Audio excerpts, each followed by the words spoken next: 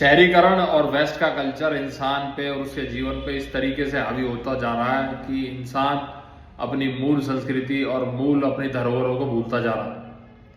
ये आप पढ़ ही रहे होंगे, पानीपत में इतना बड़ा कदम उठा लिया एक दंपत्ति ने, इस वजह से क्योंकि उनके बेटे की बहू कहीं ना कहीं उनके लाइफस्टाइल में नहीं ढल पाई। उसके कपड़े पहनने, उसके रहन सहन से उन्हें आपत्ति थी।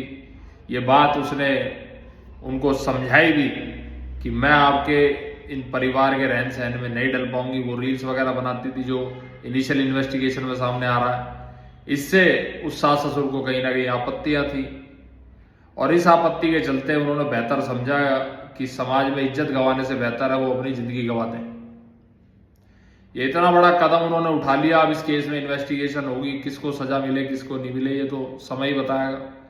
पर आज की जो परिस्थितियां चल रही हैं, अगर आप उस पुरानी सोच, उस पुरानी संस्कृति के साथ चल रहे हो और सोच रहे हो कि आने वाली जनरेशन भी उसी सोच के तहत आगे बढ़ेगी, तो ये तो बिल्कुल अब बीते जमाने की बात हो चुकी है। आज सोशल मीडिया का दौर इस हद तक हावी हो चुका है कि पति पत्नी साथ बैठ के शराब पीते हैं और वही रील ऑनलाइन अपलोड करते हैं और उसी रील पे सबसे पहला कमेंट सास ससुर को ये आता है कि कैरी ऑन बेटा। तो आप इन चीजों को अब अपने दिमाग से निकाल दो कि पुराना समय बीत कर वापसी आएगा, पुराना जैसा पहले समय था वही संस्कृति आगे चलेगी। तो समय बहुत स्पीड से बदल रहा है, तो इन सब चीजों को अपने आम जीवन में ढालने की कोशिश करो। आप किसी पे अपनी सोच कहीं ना कहीं थोप नहीं सकते।